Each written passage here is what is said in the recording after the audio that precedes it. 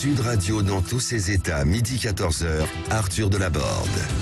Et bienvenue à vous si vous nous rejoignez sur Sud Radio. Le numéro c'est toujours le même, 0826 300 300 pour participer à nos discussions.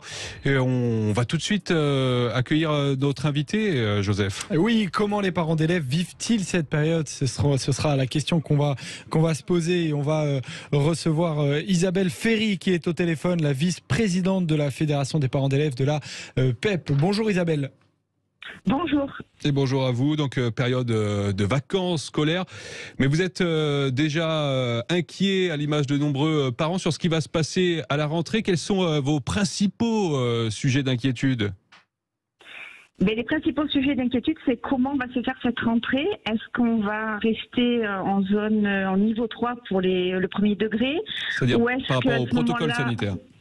Protocole sanitaire, c'est-à-dire que est-ce que les élèves vont pouvoir retourner à l'école ou est-ce qu'on va mettre en place de l'enseignement hybride ou est-ce que tout simplement on va peut-être être reconfiné vu l'augmentation des cas de contamination et des fermetures de classe.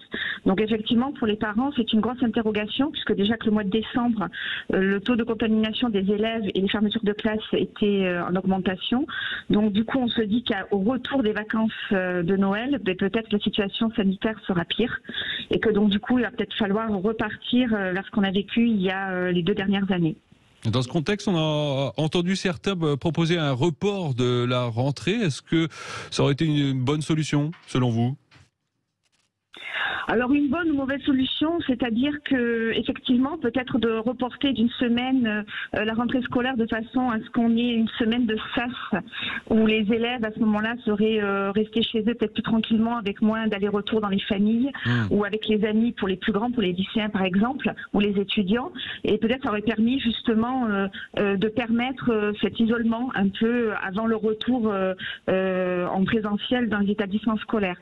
D'ailleurs, je me permets de faire la remarque que l'université d'Aix-Marseille a mis en place cette stratégie-là, c'est-à-dire que pendant les 15 premiers jours de la rentrée, les élèves sont en distanciel, justement pour effectuer cette période d'isolement au retour des vacances de Noël.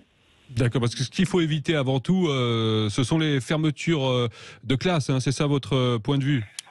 Oui, les parents de ce côté-là, la PEP et les parents depuis toujours, nous disons bien que la place des élèves est à l'école parce que on a vu ce que ça donnait de donner des cours à nos enfants, qu'on n'était pas des professeurs, que la pédagogie c'était pas quelque chose d'inné et que donc du coup on veut à tout prix que les écoles restent ouvertes. Mais effectivement, il faut donner les moyens pour que ces établissements scolaires restent ouverts dans des bonnes conditions et surtout dans une sécurité sanitaire maximum pour tout le monde. Est-ce que vous craignez aussi, par-dessus tout, c'est cette rupture dans la continuité pédagogique qu'on a pu connaître au cours des derniers mois ? Tout à fait. Effectivement, les derniers confinements ou partiels ou total nous ont montré que la continuité pédagogique ou l'enseignement hybride n'était pas du tout au point. C'était très inégalitaire sur le territoire et que donc du coup ça avait entraîné certaines difficultés ou voire même certains décrochages pour les élèves.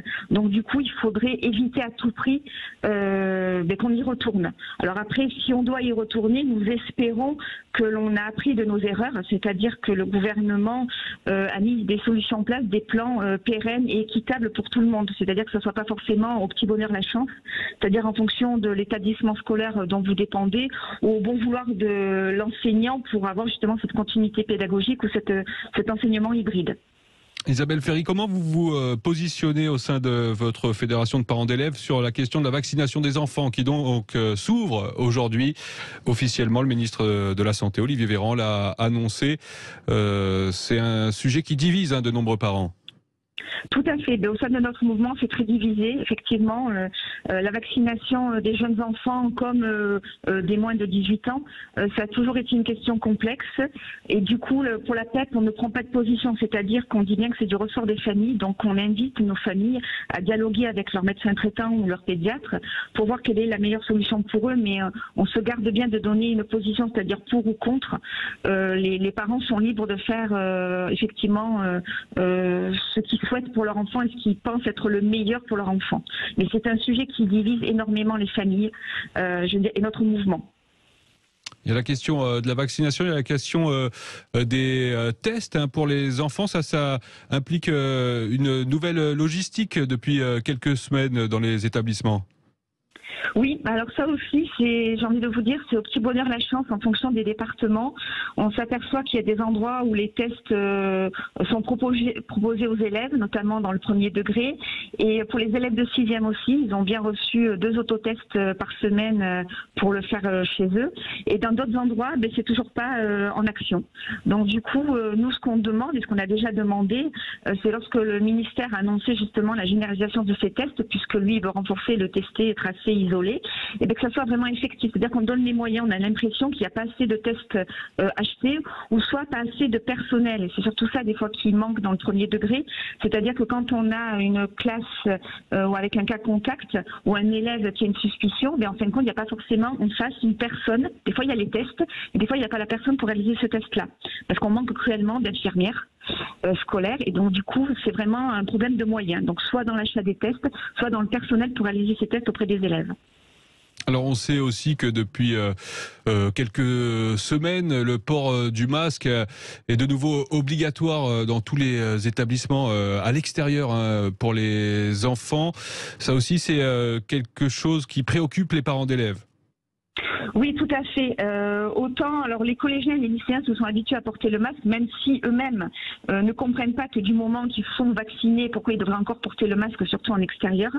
Je veux dire, mais dans le premier degré, effectivement, la problématique est beaucoup plus aiguë, puisque on se rend compte que les élèves, en classe, d'accord, le portent, mais à l'extérieur, aimeraient pouvoir respirer un peu de l'air frais, aimeraient justement faire des interactions un peu plus normal pour des élèves de leur âge, c'est-à-dire se voir sourire, se voir être en colère, voilà, avoir des visages expressifs, veulent aussi, en fin de compte, le retour du masque à l'extérieur nous pose toujours problème, puisque on le met en place dans les établissements scolaires, sauf que ce qu'on oublie, c'est que ces élèves-là, une fois qu'ils ont quitté l'établissement scolaire, ils se retrouvent les uns chez les autres, ils se retrouvent dans des parcs, ils se retrouvent à des goûters d'anniversaire, je veux dire, parce qu'il y a quand même une vie sociale qui existe et qui se fait, et que donc du coup à ce moment-là ils n'ont pas le masque, vous voyez ce que je veux dire, donc du coup les parents ne comprennent pas qu'à l'intérieur de l'établissement scolaire, de l'école, en classe, il soit effectif pour protéger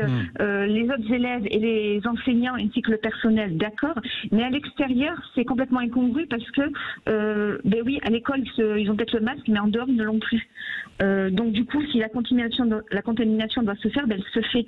Je veux dire, ils se touchent. C'est compliqué de dire à des élèves de garder pendant 7 heures un masque sur la figure et de juste l'enlever pendant le temps cantine. Oui. Voilà. Même pour nous adultes, j'ai envie de dire, pour nous adultes, ça peut être compliqué aussi. Donc du coup, pour les enfants, ça l'est d'autant plus, parce que et puis c'est pas naturel. On va se dire que ça fait 2 ans qu'on vit quelque chose de pas naturel. Merci beaucoup Isabelle Ferry d'avoir été avec nous sur Sud Radio.